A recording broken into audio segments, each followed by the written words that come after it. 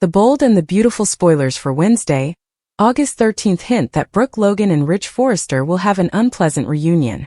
Taylor Hayes will also have a torn fiancé when Rich returns to Los Angeles, so here's what fans can expect. Eric Forrester will join Rich and Brooke in the Forrester Creations office. That will allow the three of them to reconnect with Donna Logan Forrester and Katie Logan after the turmoil in Italy. Of course, Katie and Donna will be relieved that Brooke is safe after her boat capsized. Brooke could have died if Rich had not acted quickly and rescued the day. Donna and Katie will undoubtedly appreciate Rich's quick thinking when Brooke compliments him in Wednesday's B&B episode. Eric will be grateful as well, and he hopes Brooke's close encounter serves as a reminder of how much Rich stands to lose. Rich's situation will be slightly more complicated, as he will be caught between his enduring love for Brooke and his engagement to Taylor. Rich vowed to remarry Taylor and spend the rest of their life together, so breaking her heart will be more difficult. Rich will be going back to his kiss with Brooke, and how he pledged not to take her for granted again. Unfortunately, Rich will betray that vow, at least for a while. Brooke and Rich won't be reunited romantically just yet, so there will be some awkwardness as they return to Los Angeles. Taylor will see Rich again soon after the trip, so she may notice a change in him. Taylor may be worried that Brooke is about to take Rich's heart again, but she will not allow it happen. According to the bold and the beautiful spoilers, Taylor will receive unsettling updates regarding Rich's rescue of Brooke, but she will ignore the warning signs and proceed with her wedding plans. Brooke Logan walked off the plane at Los Angeles International Airport, her heels clicking hard on the tarmac as she adjusted her sunglasses. The California sun was relentless, in stark contrast to the fresh European air she'd left behind in Milan. Her huge carry-on bag, filled with fabric swatches and design ideas from her most recent business trip, weighed heavy on her shoulder, but it was the weight of her thoughts that truly hindered her pace. Rich Forrester, her husband, though that word still felt fragile, like a glass ornament teetering on the edge of a shelf, walked beside her, his mouth rigid and his gaze scouring the terminal as if looking for an exit. Their journey to Italy was marketed as a romantic holiday, an opportunity to repair a relationship that had been strained by years of treachery, misunderstandings, and Taylor Hayes' constant presence. But the return to Los Angeles, it felt less like a homecoming and more like walking into a minefield. The airport was a whirlwind of rushing passengers, the hum of rolling bags, and the odd crackling of announcements over the intercom. Brooke maintained a forward glance, avoiding Rich's eyes. She could feel the strain between them like a taut wire about to snap. Their time in Italy had been a combination of forced grins and violent confrontations, with moments of tenderness drowned out by the din of unanswered complaints. Rich had promised her a new beginning, but promises were something they'd both squandered over the years. As they made their way through the mob to the baggage claim, Brooke's mind flashed back to their final night in Milan, a candlelit supper that ended with angry voices over a casual joke about Taylor. "Do you think she is waiting for you at the house?" Brooke inquired, her voice loud enough to cut through the clink of wine glasses. Rich's hesitancy, that split-second pause before denying it, had reignited her worries. As they stood side by side waiting for their bags, the quiet between them was more audible than the airport chaos. Brooke's fingers gripped the handle of her purse, her claws cutting into her palm. She wanted to believe in him, in them, but trust was a fragile thing, and theirs had been broken far too often. Rich groped for a suitcase on the conveyor belt, his actions rigid and somewhat mechanical. "Are you okay?" he inquired, his voice low as if testing the water. Brooke nodded curtly, not trusting herself to speak without letting the pain out. She wasn't truly okay, but acknowledging it would mean starting a conversation none of them were prepared for. Brooke hated the 45-minute journey from Los Angeles International Airport to the Forrester residence in Beverly Hills. Without distractions, the weight of their unspoken words would be felt more strongly. The chauffeur, a regular sight among Forrester employees, welcomed them outside the terminal with a polite nod and a fast grab for their bags. Rich slid into the back seat first, keeping the door open for Brooke, a move that felt more habitual than affectionate. She slid in alongside him, the leather chilly against her skin, and looked out the window as the car drove away. Outside, Los Angeles unfolded.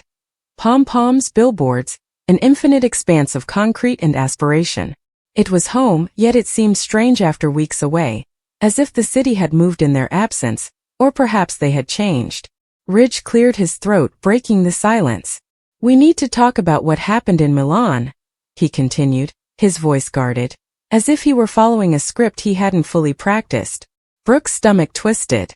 She didn't want to chat just now, not in the back of a car with a driver who pretended not to listen. Ridge pressed on, however. "I am aware that I made a mistake, Brooke. That comment regarding Taylor had no meaning. Do you know that?" Brooke turned to face him, her eyes hardening. "Should I, Ridge? Because it didn't seem like nothing when you said it." Her voice was calm, but there was an evident edge to it. She despised how Taylor's name could still rip her apart, turning a moment of weakness into a war.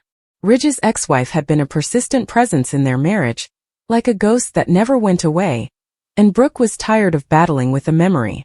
Ridge raked his hand through his hair, a motion Brooke recognized as a sign of frustration or being cornered. "I'm not trying to fight with you," he told me. "I just want us to go forward. We had some enjoyable moments in Italy, didn't we? The vineyard, the walks through the city." He trailed off, as if unsure if such memories bore the same weight for her. They had been good moments, however ephemeral they were.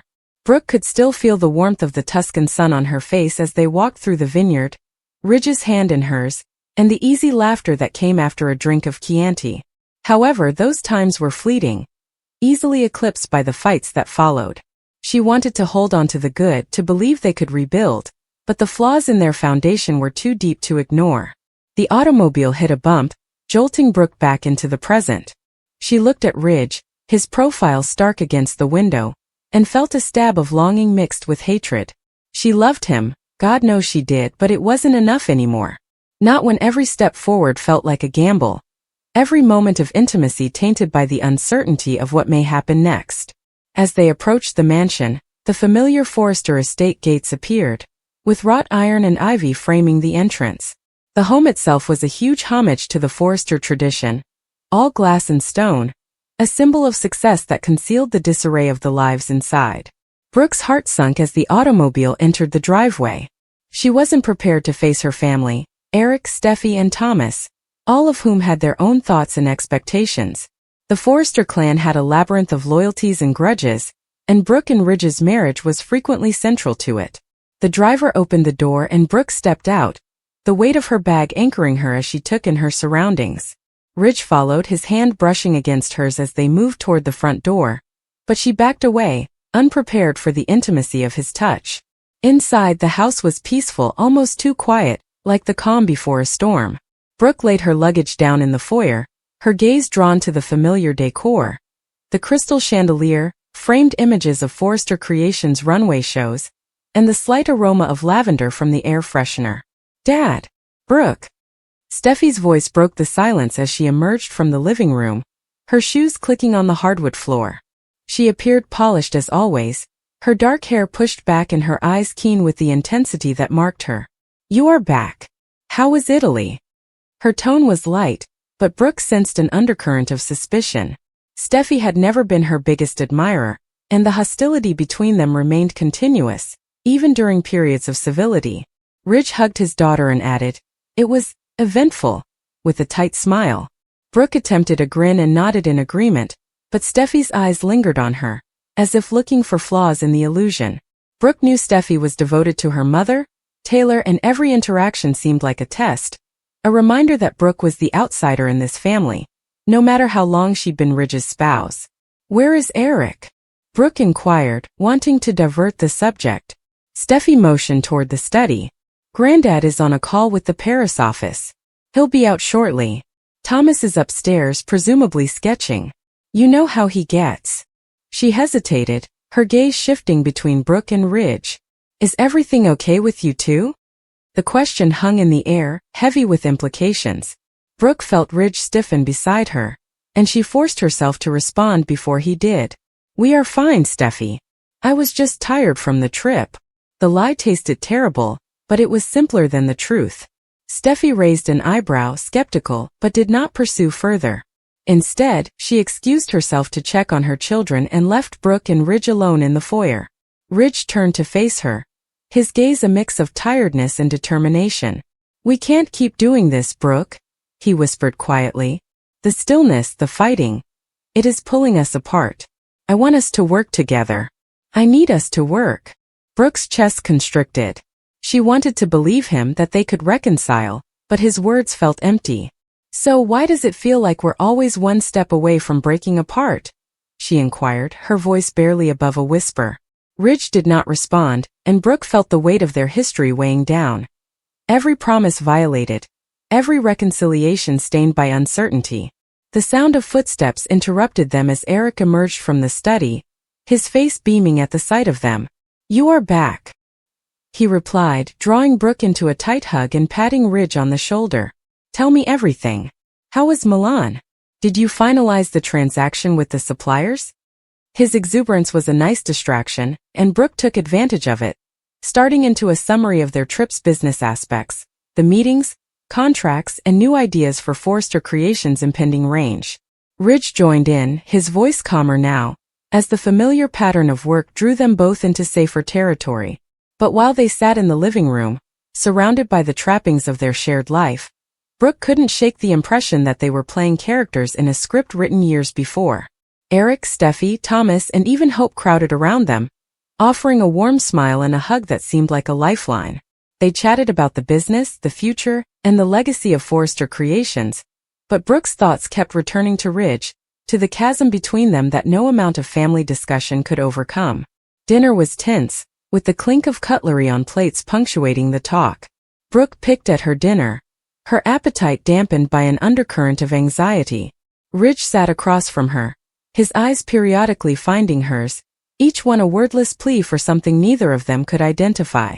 When the supper was finished and the family scattered to their different corners of the home, Brooke excused herself to her bedroom, citing jet lag. Ridge followed her, his presence a gentle weight as they went through the familiar motions of unpacking and settling in. Brooke finally relaxed in the seclusion of their room, sitting on the side of the bed with her shoulders slumped. Ridge stood by the window, looking out at the city lights with his back to her. I don't want to lose you, he murmured in a hoarse voice. But I don't know how to fix this. Brooke's throat clenched. She wanted to reach for him to close the gap, but fear kept her back.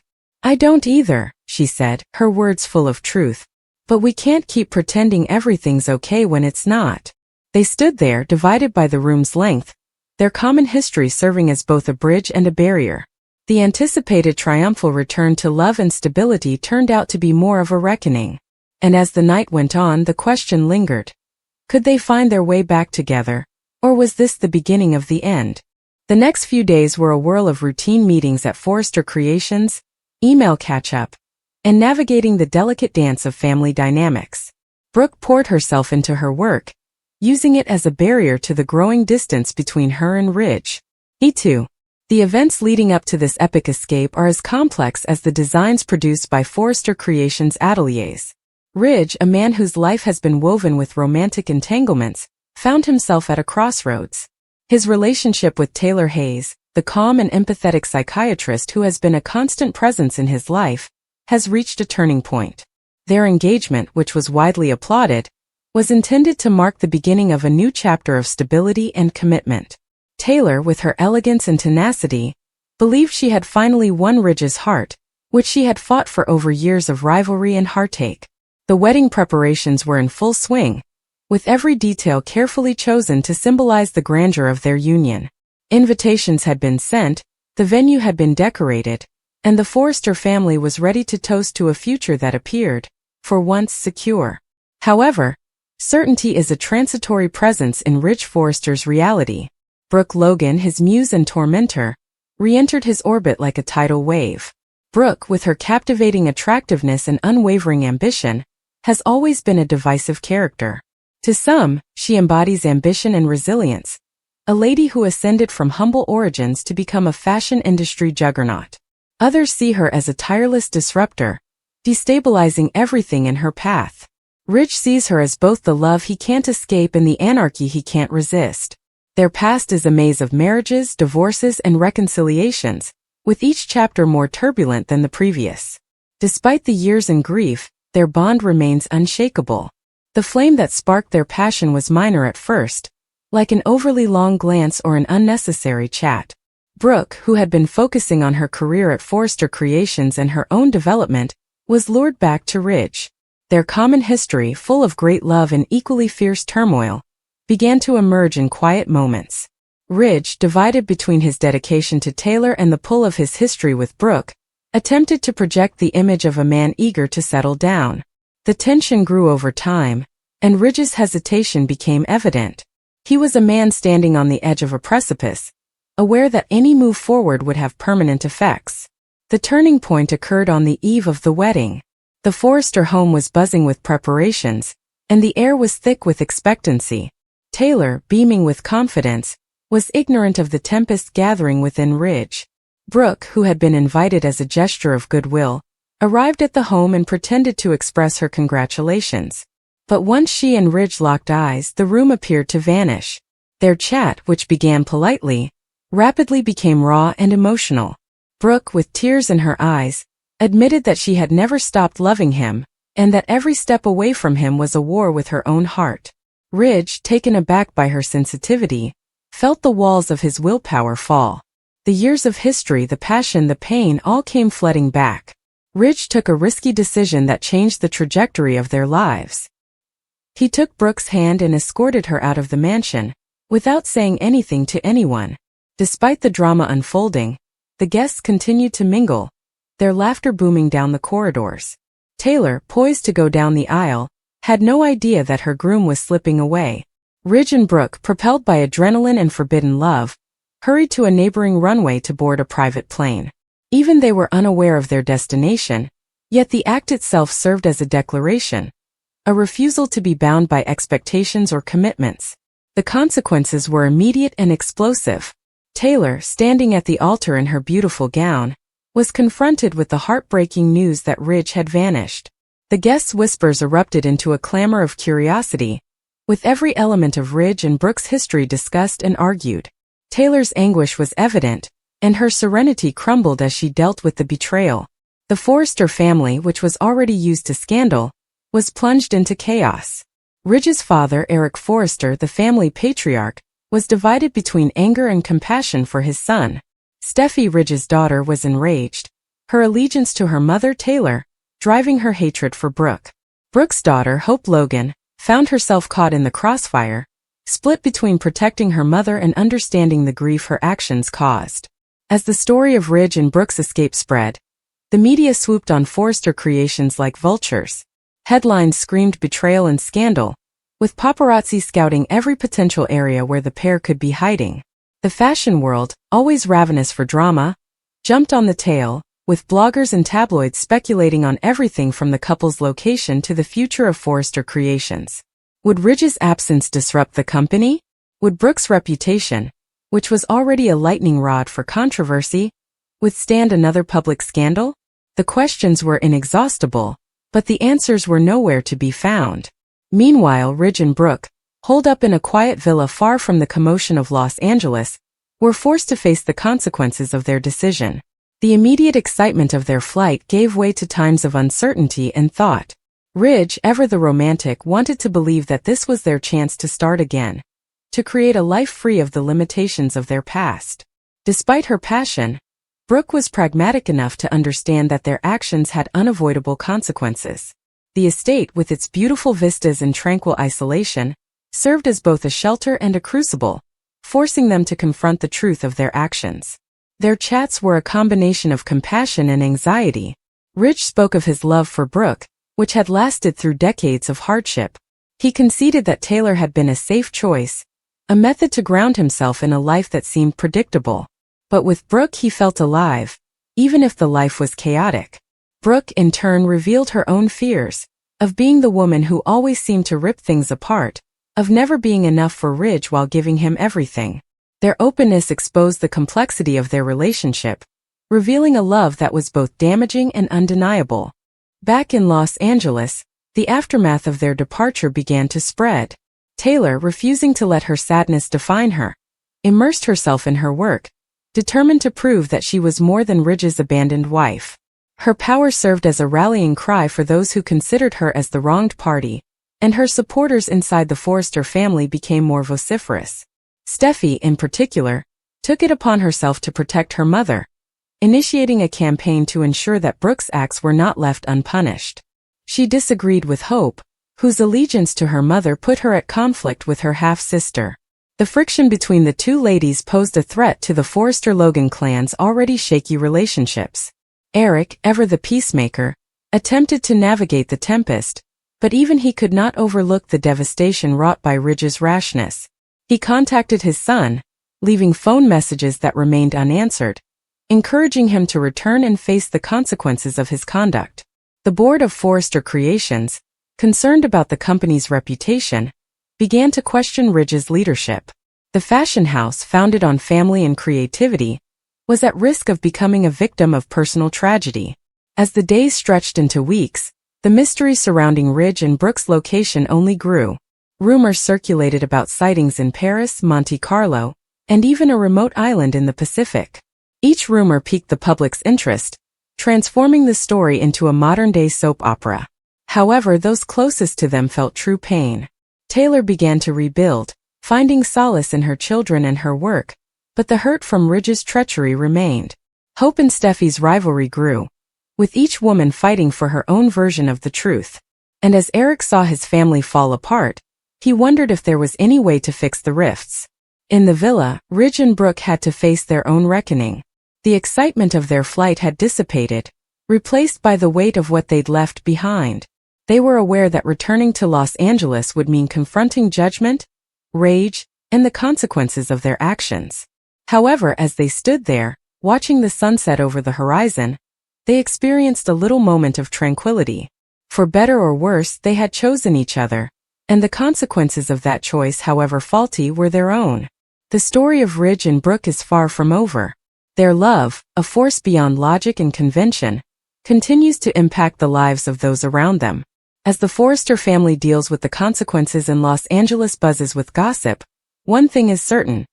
In the world of beauty, passion, and betrayal, nothing is ever fully resolved. Ridge and Brooke's story, like Forrester Creations, is an ongoing work that is constantly changing, daring, and beautiful.